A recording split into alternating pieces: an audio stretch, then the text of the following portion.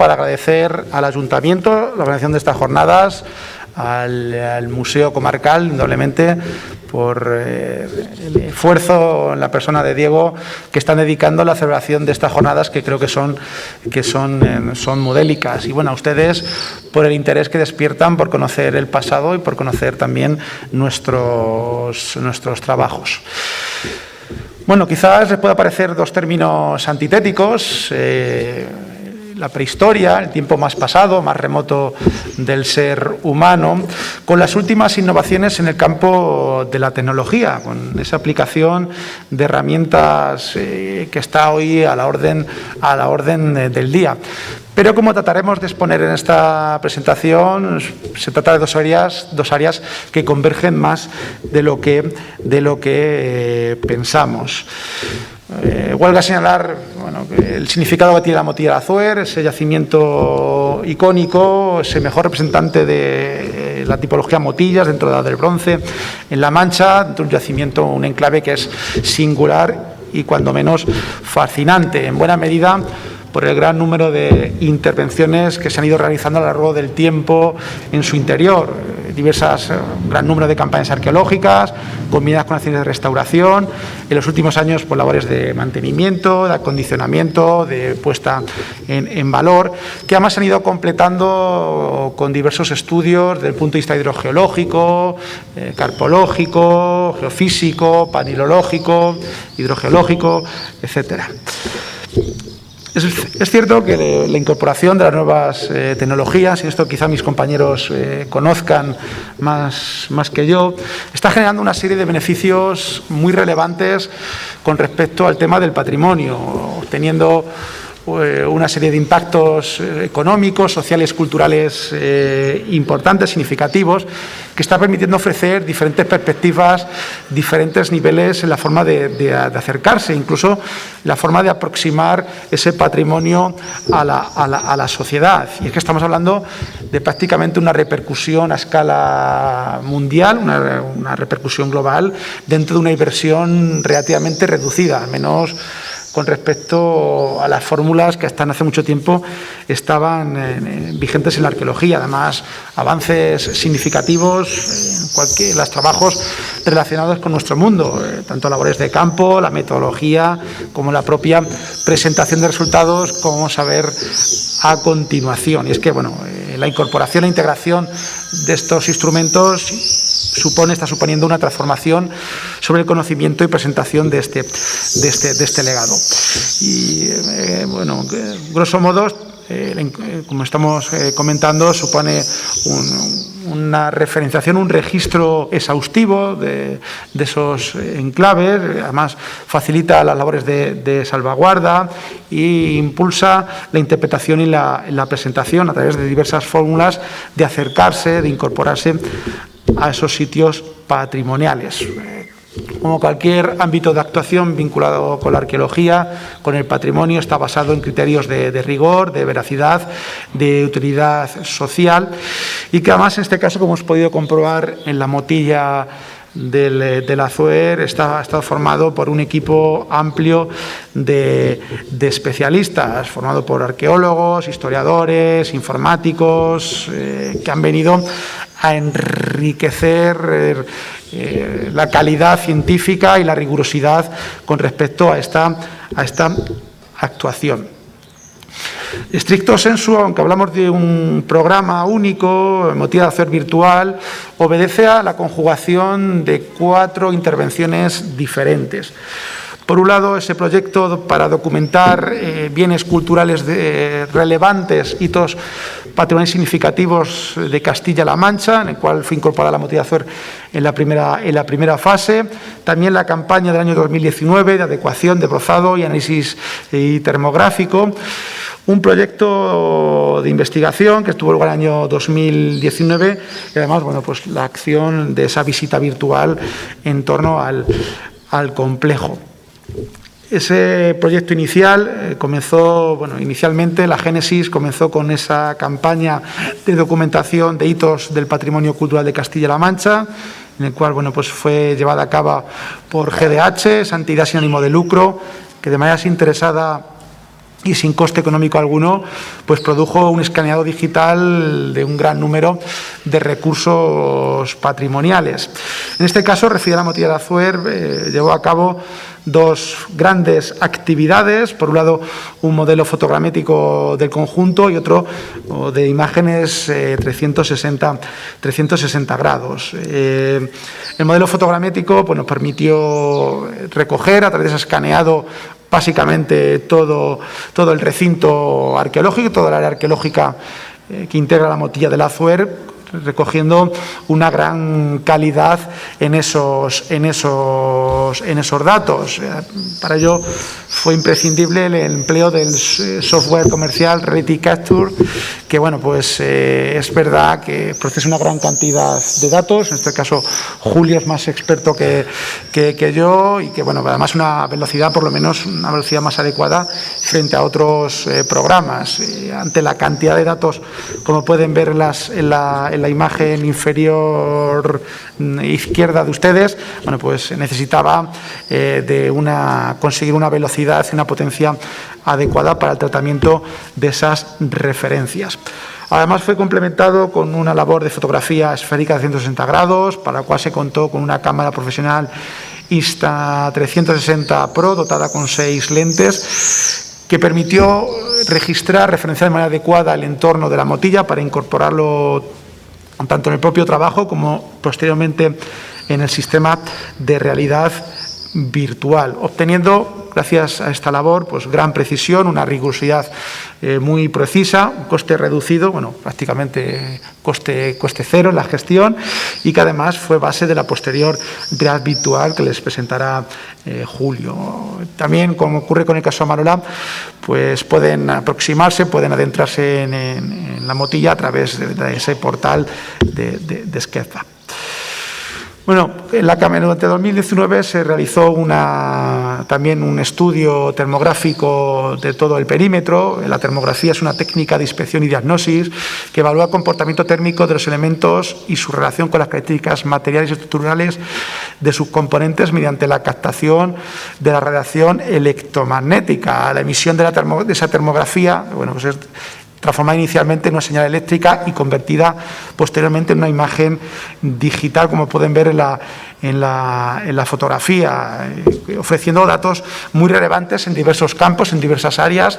Sobre todo, pues en los últimos años se está viendo su utilidad para el campo del patrimonio cultural, puesto se trata de una herramienta no destructiva, de carácter no invasivo, que permite detectar problemáticas asociadas a la higroscopicidad, a las ascensiones capilares, a la acumulación de agua pluvial, así como permite identificar lesiones en paramentos, en unidades constructivas, variaciones en las composiciones, incluso permite inferir algunas estructuras que no son visibles de manera superficial.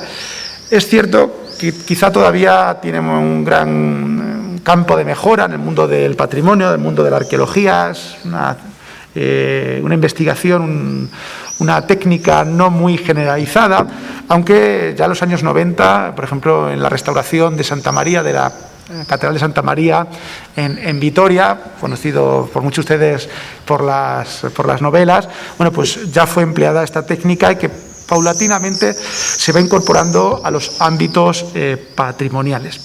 En nuestro caso, en el de la Motilla del Azuer, fue realizado gracias a la empresa A Vista de Rapaz, el piloto de dron Timoteo Úbeda, al cual agradecemos su participación, en el cual, bueno, pues a través de este estudio, conocimiento de las variaciones térmicas en función de las propiedades de la Motilla, tratamos de averiguar, de detectar posibles alteraciones, así como características constructivas desconocidas o, bueno, pues vestigios enterrados bajo los niveles de tierra. Nos permitió, eso sí, pues un examen bastante amplio de todo el perímetro arqueológico.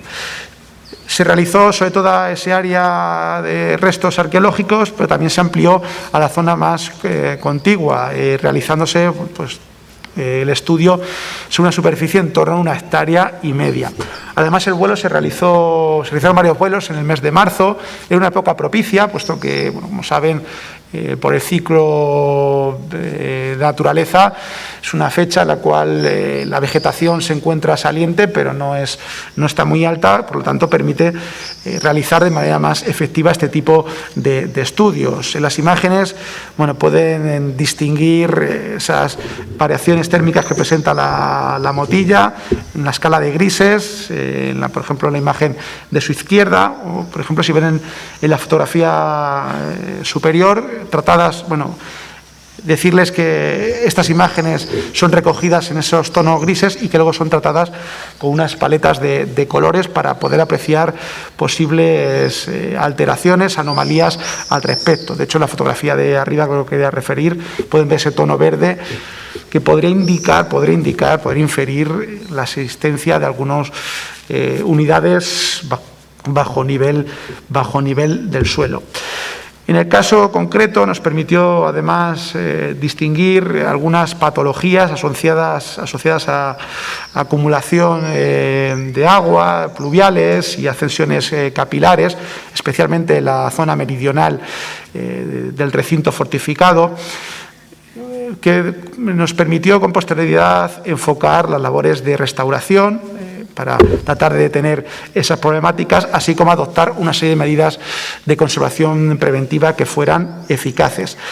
Además, pensamos que puede ser positivo dentro de unos años volver a repetir estos vuelos, esta toma de datos, puesto que nos permitirá discernir la evolución que tiene la propia construcción y cómo, bueno, puede ir variando con establecer un diagnóstico con respecto a la variación que vaya mostrando con el paso del tiempo.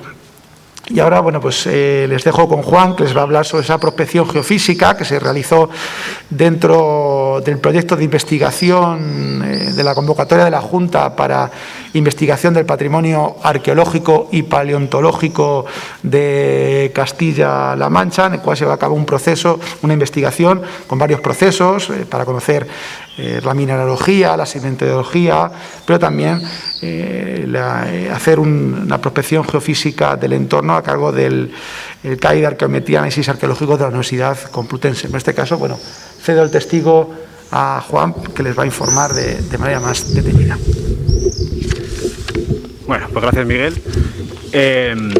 Bueno, en primer lugar, aunque sea yo quien va a presentar esta parte del proyecto de investigación, como bien ha dicho Miguel, las labores de geofísica fueron llevadas a cabo por el CAI, que es un instituto de la Universidad Complutense de Madrid, y fueron ellos quienes llevaron a cabo tanto el trabajo de campo como el procesado de datos que vamos a ver a continuación.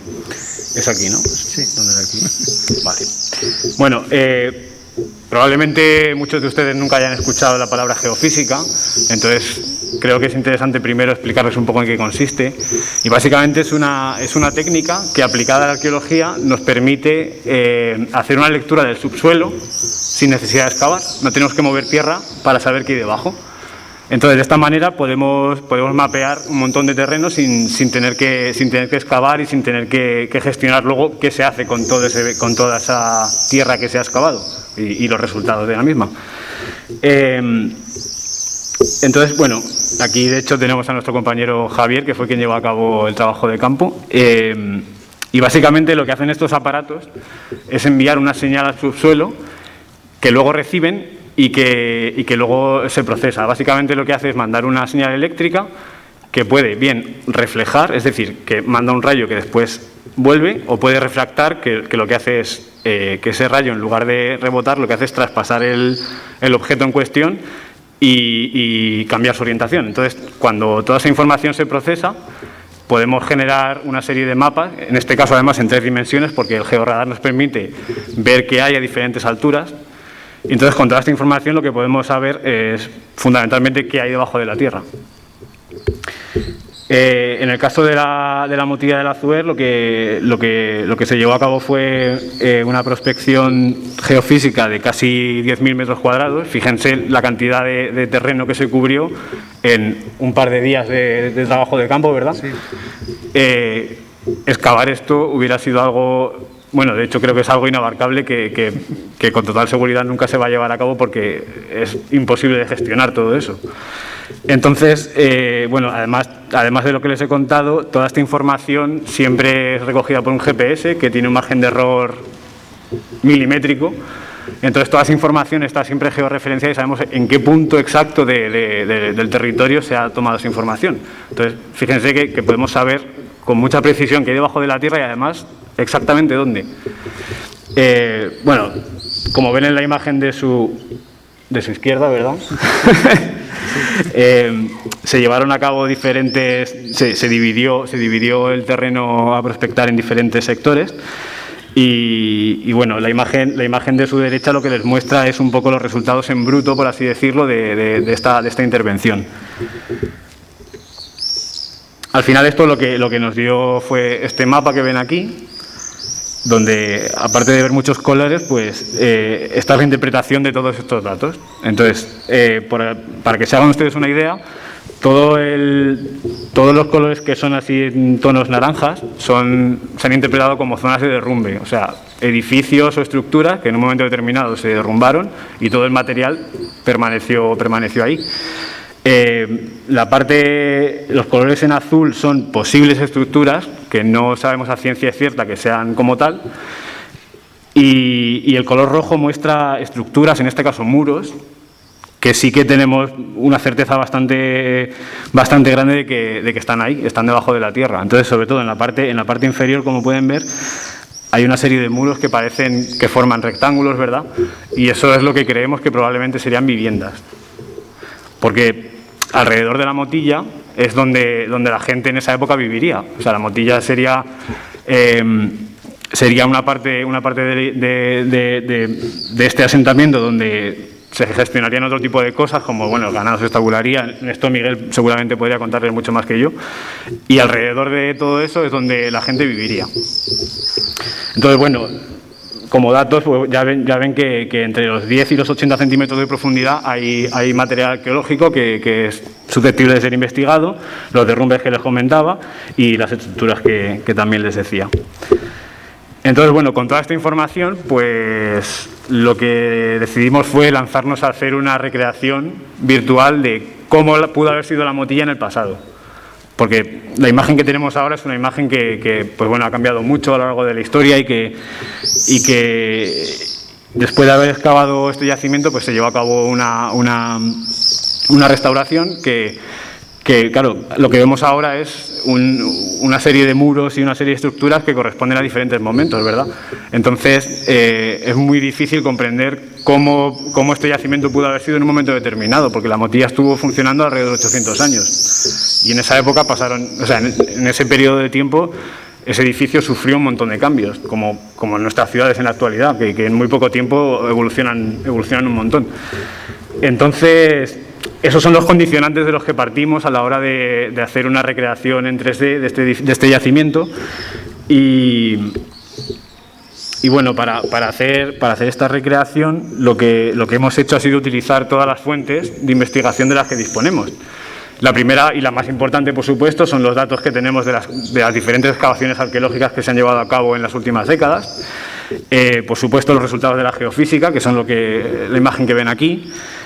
Y la documentación 3D, que como comentaba Miguel, que llevaron a cabo GDH, que lo que hicieron fue crear un modelo tridimensional de todo el yacimiento y que hemos utilizado como base fundamental para después recrear el edificio y todo lo que habría a su alrededor.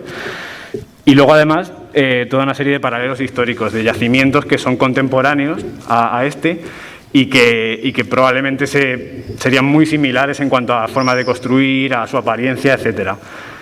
¿Cuál es el problema de un yacimiento como la Motilla? Que es un yacimiento prehistórico, que no tenemos información escrita sobre él, no hay testimonios escritos, nadie nos puede contar cómo ese yacimiento o ese asentamiento pudo haber sido en el pasado, como puede ser un yacimiento romano, un yacimiento medieval o incluso la propia Manola, de la que hablaban hace un momentito. Entonces, claro, aquí tenemos que jugar con otra serie de datos y de información que es mucho más susceptible de ser interpretada y de ser comprendida. Bueno, estas son algunas de los paralelos que hemos utilizado, pues yacimientos como igual Miguel la Bastilla, La Bastilla no, la Bastida. La Bastilla es otra cosa. Los Millares, etcétera. Alta. Entonces, claro, aquí pueden ver pues un poco la manera en la que estos son reconstrucciones, por supuesto, pero se han llevado a cabo mediante arqueología experimental y se ha intentado pues un poco recrear cómo esos ambientes serían en el pasado. Entonces, bueno, con toda esa información, ¿qué es lo que hacemos? ¿Qué es lo que podíamos haber hecho? Pues lo que hicimos fue integrar toda esa información, intentar crear un discurso que sea científico, además de visual, por supuesto, y además, muy importante, la comunicación entre los diferentes miembros del equipo. Y bueno, entonces, por explicarles ya rápidamente, porque creo que me estoy extendiendo un poco más de la cuenta,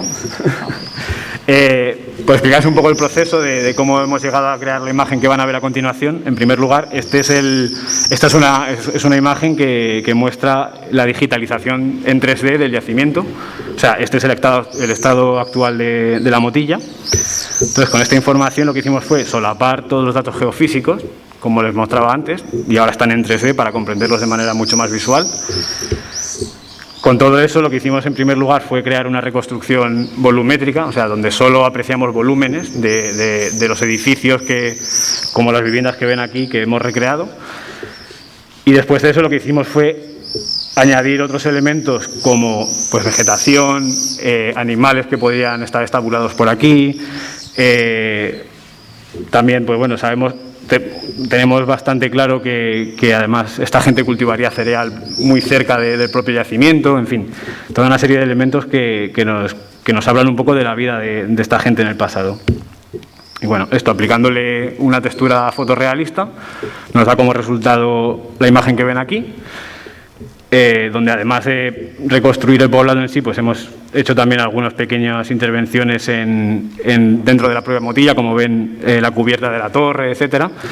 Y además, algo muy interesante que parece ser que la geofísica ha venido a confirmar es un nuevo muro perimetral en la motilla del que no teníamos noticia. Esta es una segunda imagen que muestra, yo creo, de manera mucho más clara cómo sería, porque aquí estamos a nivel de suelo, como una persona que estuviera allí probablemente vería la motilla. Y dicho esto, cedo la palabra a mi compañero Julio. No quiero tocar mucho, no sé que se vaya. Bien. Así el micro.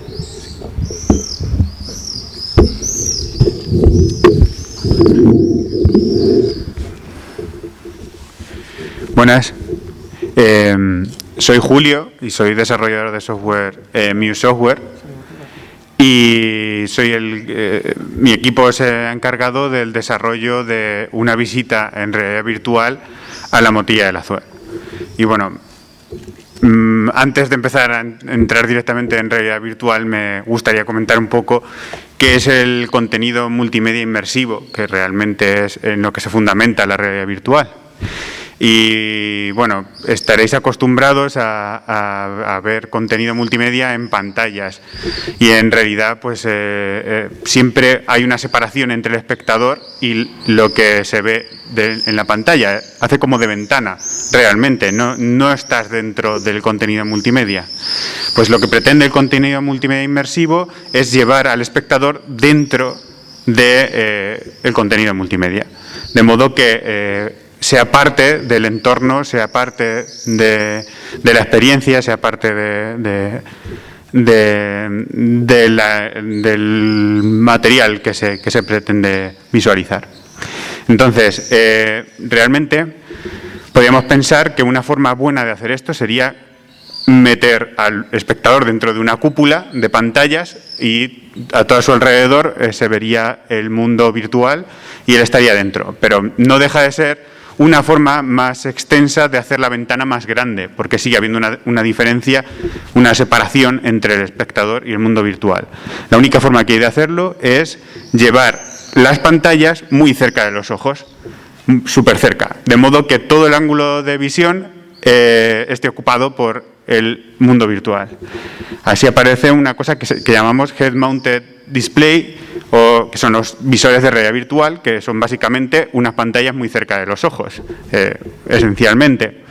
Y tienen que cumplir unos requisitos concretos para que esa experiencia se sienta como algo real, como algo inmersivo. Entonces, requiere una gran resolución de pantalla, mucho mayor, al ser posible, que las pantallas normales, porque realmente está súper cerca de los ojos, necesitas más resolución.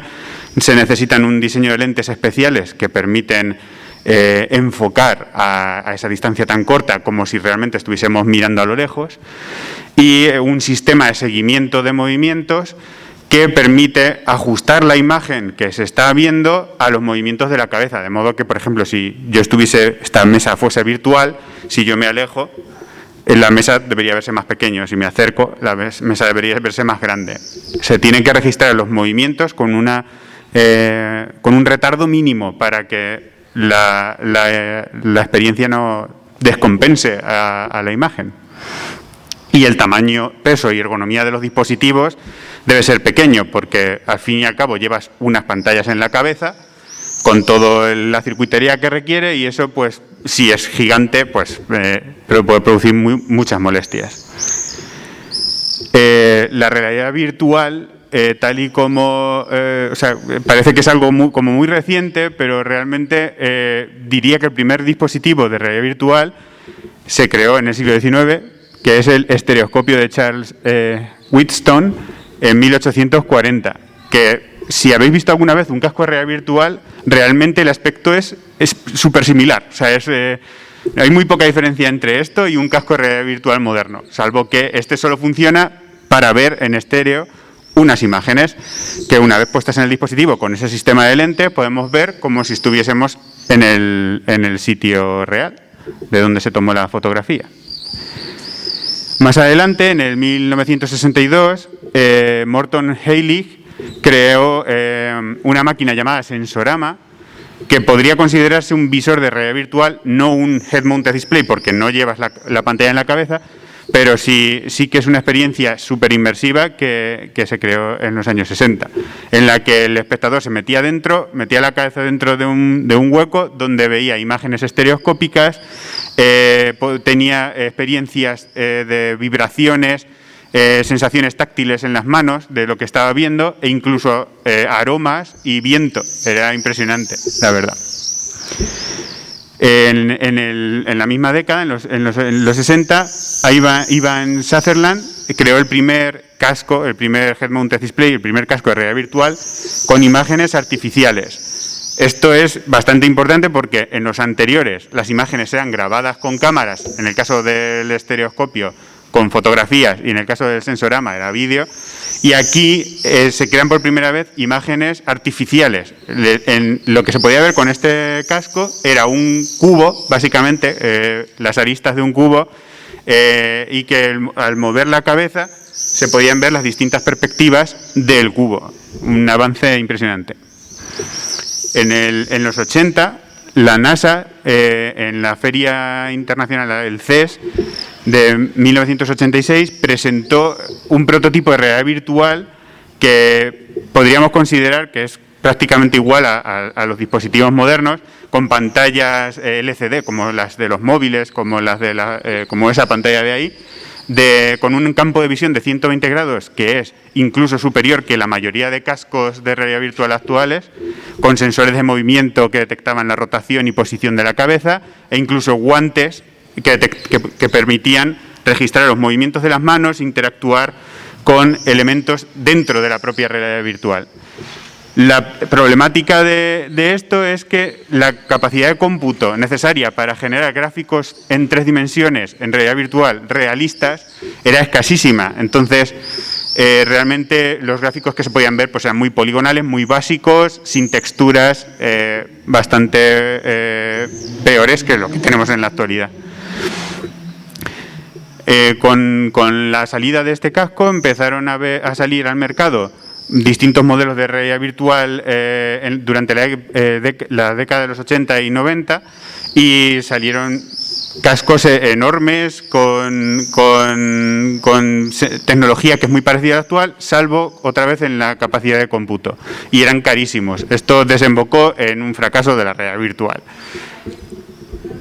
que hasta el año 2013 pareció no despegar en absoluto. O sea, desde los 90 hasta el 2013 no hubo casi avances en el campo de la realidad virtual.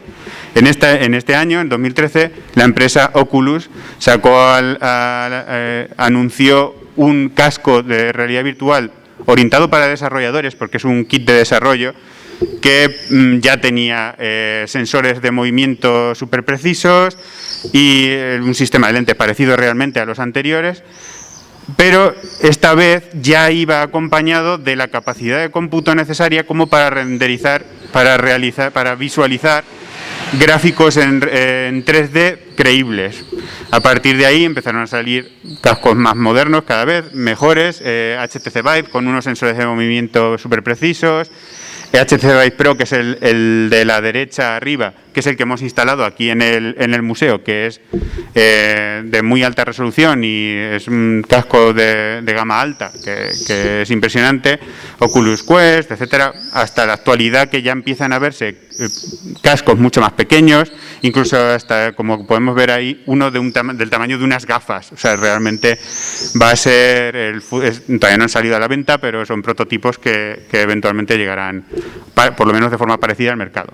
Y pues que creo que podrían tener bastante éxito, incluso llegar a asimilarse como las tecnologías como los móviles, pantallas de televisión, etcétera. Bueno, la realidad virtual, todo este hardware, todos estos avances en hardware no llevarían a ningún sitio si no se hubiese acompañado con un desarrollo de software, que es los programas, los videojuegos, los juegos, las experiencias que se ejecutan en estos sistemas. Y resulta que nos encontramos con una serie de limitaciones bastante intensas, bastante limitantes, valga la redundancia. La principal limitación es el espacio físico del que se dispone para visualizar una experiencia de realidad virtual. Imaginaos que queréis ir a la Motilla y estamos realmente en una habitación, ¿vale? Pues la Motilla es mucho mayor que el espacio disponible que tenemos para ver la experiencia. Para eso necesitamos una cosa que se llama movimiento artificial y tiene problemas muy gordos. El movimiento artificial solo se produce de forma visual, porque es lo que tenemos con el casco de realidad virtual. De modo que el sistema del equilibrio, el oído interno, que es donde tenemos el sistema del equilibrio, no registra esos movimientos y se produce una diferencia entre lo que ves y lo que sientes del movimiento. Eso produce una sensación de mareo muy, muy intensa que puede llegar, pues eso, incluso a producir vómitos. Yo, que soy desarrollador, me he pasado por los 7 infiernos de los mareos de realidad virtual. En fin, es una cosa que hay que tener y que solucionar. Para ello se han descubierto, bueno, se han ido experimentando a lo largo de los años varias técnicas para paliar ese mareo por movimiento artificial. Uno de ellos, y el que más se suele usar, es la limitación del campo visual. Resulta que queremos conseguir experiencias inmersivas y una forma de que no produzcan ese mareo es hacerlas menos inmersivas. Es decir, en vez de ver todo el campo visual disponible en realidad virtual, lo limitamos a el espacio que representaría una pantalla de televisión. De modo que cuando se produce ese movimiento, esa locomoción, el usuario lo interpreta como algo aparte y no se marea. Personalmente no me gusta esta técnica porque resta inmersividad a la experiencia, pero existen otras que considero mejores. Por ejemplo, varios estudios han demostrado que ciertas vibraciones o patrones de movimiento oscilatorios que se producen en la cabeza del usuario pueden reducir la sensibilidad del sistema del equilibrio. O sea, básicamente lo engañas un poco, añades movimiento y se vuelve un poco loco. Esto permite visualizar cualquier movimiento sin que tengas una sensación de mareo. Y otra técnica es la asociación de movimientos reales a un desplazamiento virtual. Esto es, que normalmente para el desplazamiento virtual usaríamos un joystick, pero ese joystick es un movimiento muy pequeño en comparación con el que se produce cuando andas en realidad virtual. O sea, un pequeño movimiento del joystick te haría avanzar varios metros. Eso es muy difícil de asimilar por el cerebro. Entonces, hay un sistema de movimiento en el que básicamente movemos una cantidad de espacio definido, por ejemplo, las manos, que es con unos sensores de movimiento, y si muevo 1 metro la mano, avanzo 1 metro en realidad virtual en esa dirección y con esa velocidad y con esa distancia exacta. Movimiento 1-1. Eso produce una asociación muy directa entre lo que ves y lo que sientes, en este caso con los músculos, que es realmente parte del sistema del equilibrio, y hace que tu cerebro piense que te estás moviendo de forma realista. No te mareas. Así, con todos estos avances, nuestro equipo desarrolló un sistema de locomoción que hemos llamado Natural Locomotion, que utilizando los movimientos corporales, ya sea o bien de las manos o de los pies, puedes realizar la locomoción artificial en realidad virtual. Bueno, ahí estoy mostrando un pequeño vídeo, que no sé cómo se verá de grande, pero mostramos es una plataforma de realidad virtual como la que podemos encontrar aquí en el museo, que hemos instalado, en la que si voy a pasar un poco para adelante, ahí se ve, en la que moviendo los pies arriba y abajo puedes avanzar en el mundo virtual sin marearte. Es muy chulo. Sí que puede producir cierto vértigo, sobre todo en zonas con desnivel como son las escaleras, pero realmente la sensación de mareo, de malestar, desaparece completamente. Voy a pasar. Vale. En realidad virtual, lo que queremos es conseguir el mayor grado de inmersividad posible y seguimos con el software. Tenemos que hacer que el entorno sea creíble. Esto quiere decir que no sea como un holograma, que si te acercas a una pared no puedas atravesar la pared. Tenemos que hacer que cuando el usuario choque con la pared rebote a la persona y no la atraviese. Entonces se necesita un sistema de colisión que acompañe al de locomoción, de modo que sea consistente, que sea algo creíble, que sea algo como se experimentaría en el mundo real. Y lo mismo aplicable a personajes virtuales, por ejemplo, un guía virtual que te acompañe por una visita virtual y te explique cosas, pues debe mirarte directamente a la cara, debe hacer gestos, debe responder a tus movimientos como si de una persona real se tratara. En cuanto a los elementos manipulables, pues objetos, interfaces, realmente en realidad virtual no es como en un videojuego o en un ordenador en el que tenemos que tocar botoncitos y hacer cosas un poco abstractas. En realidad virtual, como tenemos sensores de movimiento en las manos, incluso detección de dedos, podemos realizar movimientos reales para interactuar con los objetos. Podemos agarrarlo, podemos lanzarlos, podemos desplegar una interfaz manualmente de forma súper intuitiva e inmersiva. Aquí se ve, esto es un ejemplo, es un juego que está desarrollado por otra compañía, pero bueno, lo hemos utilizado con nuestro sistema de locomoción y me parece súper interesante porque el sistema de interacción es maravilloso, o sea, puedes manipular físicamente todos los objetos, todo responde de forma lógica. Si coges un objeto pesado, como ahora mismo, requiere que levantes mucho los brazos para moverlo un poco, porque realmente pesa más y da la sensación de que realmente estás haciendo un esfuerzo y que por tanto tiene peso, aunque el mando que tienes en la mano pues pese 100 gramos. Ahí, por ejemplo, estoy manipulando un martillo muy pesado, puedes romper cosas, puedes interactuar. Por ejemplo, esto es una llave, tienes que meterla en la cerradura. Es todo súper intuitivo y súper inmersivo. Y hemos querido coger todos estos elementos y aplicar en la medida de lo posible a nuestra experiencia de realidad virtual. ¿Vale? Voy a ponerla mientras. Por ejemplo, aquí, bueno, esto es en realidad virtual dentro de la motilla y, por ejemplo, los elementos de la interfaz que hemos incluido, que son el mapa en el que para visualizar dónde te encuentras y que en relación al enclave, realmente se presenta ante ti como una maqueta de tamaño, una escala así como de esta mesa, en la que puedes acercarte, puedes mirar desde todas las perspectivas y puedes, por ejemplo, si quieres ir a un sitio, pasas la mano por el sitio que quieres ir y cuando lo tienes seleccionado, cierras la mano, como agarrando, y te teletransporta a ese sitio. también hemos incluido un sistema de información contextual que está basado en un gesto muy común, que es el de mirarse el reloj. O sea, si quieres saber dónde estás, si quieres saber la hora, te miras el reloj. Pues en este caso, si quieres saber dónde estás y qué es ese sitio, haces un gesto como de mirarte el reloj y aparece un plano, un panel con información relativa al punto concreto donde te encuentras dentro de la motilla. Otro de los puntos claves para conseguir la inmersividad son el incidir en la calidad gráfica y sonora. Cuanto más creíbles sean los gráficos, cuanto más creíble sea el sonido, más inmersivo y más intuitivo también va a ser navegar a través del espacio. Muchas veces no se requiere un realismo exagerado, simplemente que los gráficos sean creíbles, sobre todo si se refuerza con un estilo artístico bastante chulo, que sea bonito, puede hacer incluso que hasta perdure más en el tiempo porque envejezca peor.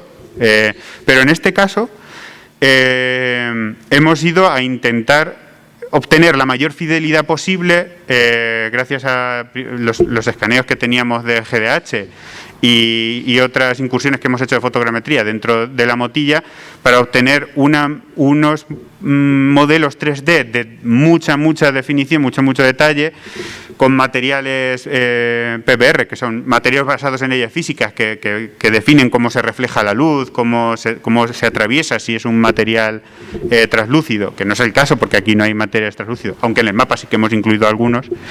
Iluminación global, que define cómo rebota la luz por el entorno, si el sol da en una pared, esa pared ilumina a la pared contraria. Y se ha intentado conseguir la mayor consistencia posible, es decir, que no haya agujeros, que todas las zonas estén escaneadas con la misma cantidad de detalle, de modo que cuando tú estés dentro de la experiencia, todo parezca real y consistente y no haya nada que te saque de la experiencia. En cuanto al sonido, el sonido tiene que ser posicional, es decir, tienes que saber si un sonido proviene de delante, de detrás, izquierda, derecha e incluso a la distancia, y se puede saber con unas técnicas que se llaman sonido 3D u holofónico, y que incluyen hasta reverberación del espacio. Por ejemplo, aquí rebota el sonido de forma distinta a como lo haría dentro de una habitación pequeña. Pues todo eso se tiene en cuenta y así se crea el sonido. Con todo esto hemos creado en el museo una experiencia de realidad virtual que incluye, pues como he dicho, un casco de realidad virtual de muy alta gama, el mejor que había cuando se compró, un PC también de muy alta gama para poder representar los gráficos 3D que queremos, que se quieren visualizar, y una plataforma de realidad virtual que tiene varias funciones. Una de ellas es evitar que porque realmente no hace falta la plataforma para el sistema de locomoción, pero sí que queremos que el usuario no se vaya del sitio por error, porque tú tienes el casco y no sabes dónde estás y te puedes salir. Entonces, tiene unas correas elásticas que le dan información al usuario de dónde está para evitar que se mueva por donde no debe. Y también está diseñada para que usuarios con discapacidad, con silla de ruedas, puedan acceder y tener una experiencia que de otro modo no se podría, porque realmente la motilla de Lazuer, por la propia forma de la estructura, de cómo está construida, de cómo es el yacimiento en sí, pues no permite el acceso a personas con silla de ruedas. Y sin embargo, en nuestra experiencia de realidad virtual, que está aquí en el museo, puedes perfectamente ir por toda la motilla, incluso por zonas que están cerradas normalmente al público, como es el interior del pozo o ciertas partes de la sala de los silos. Y bueno, pues eso es lo que hemos conseguido. El sistema de locomoción, hemos usado Natural Locomotion, que es el de los movimientos corporales, que en este caso pueden ir con las manos o con los pies, hemos incluido los dos. También un sistema de teletransporte, que es lo que se está viendo ahora mismo, que te permite, por ejemplo, acceder a zonas que no son alcanzables a pie y que además también es más fácil de manipular. Tú apuntas a un sitio, pulsas un gatillo como una pistola y ¡pop!, apareces en ese sitio. Es muy fácil de usar. Y un sistema de locomoción asistida también para personas que a lo mejor no entiendan los mandos o lo que sea, o que tenga algún tipo de discapacidad que le impide pulsar botones. un asistente desde fuera, controlando desde el PC, puede colocar a la persona en cada zona en las zonas a donde el usuario quiere ir o guiado, de forma guiada, a donde le queremos mover. Y el sistema de interacción, como he dicho, para mantener la inmersividad, pues se ha hecho un sistema consistente de colisiones en la que si intentas atravesar una pared no puedes y te chocas por error, que es lo más normal, porque no vas a intentar chocarte a propósito. No atraviesas la pared y no pierdas el equilibrio, no pierdas la noción de que estás en un sitio real. Las interfaces que ya les he comentado antes, que son súper intuitivas, basadas en gestos. Y espero que eso es todo. Realmente no tengo mucho más que explicar, pero espero que después de esta crisis sanitaria podáis venir a ver la experiencia en realidad virtual de la Motilla de Azuer, que está instalada aquí, como he dicho varias veces, y que, aunque lo haya hecho yo, está muy chulo, o sea, mola mucho. Pero, de verdad, es una experiencia muy guay. Y ya está. Bueno, simplemente en definitiva, bueno, pues estos trabajos se han ido realizando en torno a este proyecto, han permitido tener una serie de procedimientos metodológicos con unas posibilidades muy interesantes, como hemos visto a través de las aportaciones, de valorización integral de la motilla, unos costes relativamente económicos, un desarrollo interesante para el territorio, que han mejorado la investigación, la rehabilitación, incluso la difusión en torno a la motilla. Como bien ha expresado Julio, pues estimula la accesibilidad, incluso no solo física, como bien ha expresado Julio, sino incluso intelectual, para un yacimiento de la complejidad de un enclave prehistórico de la Edad del Bronce como este caso, y que además puede suponer un incentivo para el territorio. Sirve para comercialización de productos. Aquí, bueno, pueden ver también unas impresiones tridimensionales que se han realizado a la motilla, en este caso de GDH, y en estos modelos, que le agradecemos también a David Córdoba, pruebas que, bueno, pues igual pueden ser productos de venta, incluso también para campaña de promoción turística a relativo bajo coste. En el fondo son alternativas a las visitas in situ, son técnicas no destructivas, como bien ha expresado Juan. La arqueología tiene el hándicap de ser, sobre todo la excavación, de ser destructiva, y que, bueno, en el fondo estas herramientas vienen a cambiar un poco ese tipo de actuaciones y las nuevas perspectivas. Ergo, están valorizando un yacimiento tan singular como es la motilla, facilitando las labores que se realizan de gestión, con una potencialidad de diversos campos, desde el punto de vista científico, por las opciones planteadas, las visitas, el desarrollo del territorio como un pilar que se está convirtiendo estas nuevas tecnologías en la gestión integral de este patrimonio. Igualmente agradecer tanto la aportación del Ayuntamiento como de las instituciones vinculadas con este proyecto, encarnándose la figura aquí de Juan y Julio, que de manera excelsa pues creo que han permitido llevar a cabo esta actuación. Y no me gustaría terminar sin hacer referencia. Es cierto que ha sido un año difícil, ha sido un año duro para todos nosotros, un tiempo especialmente complejo, en el cual todos, pues de una manera u otra hemos perdido a familiares, a conocidos o vecinos que han contribuido a nuestra personalidad, que han influido en nuestra vida diaria, en nuestra forma de ser. Me van a permitir que lo particularice, por un lado, en Francesc Claremunt, que es el que realizó esta fotografía, esta imagen de la motilla, por su fascinación, por su esfuerzo siempre en tomar imágenes y sobre todo por coger esa instantánea perfecta y diferente de la motilla del Azuer. Y además, lo mencionó Diego, pero también acordarme de Ambrosio Miralles, un investigador, una persona incansable, infatigable en la labor de investigar, de estudiar y comprender el pasado de Daimiel. Dos bellísimas personas, destacadas por su bonomía, que pues nos han, como tantos, nos han ido en este tiempo, y que donde quiera que estén, seguro que Francesc nos estará haciendo alguna foto y Ambrosio en espíritu estará presente en estas jornadas que hoy hemos iniciado.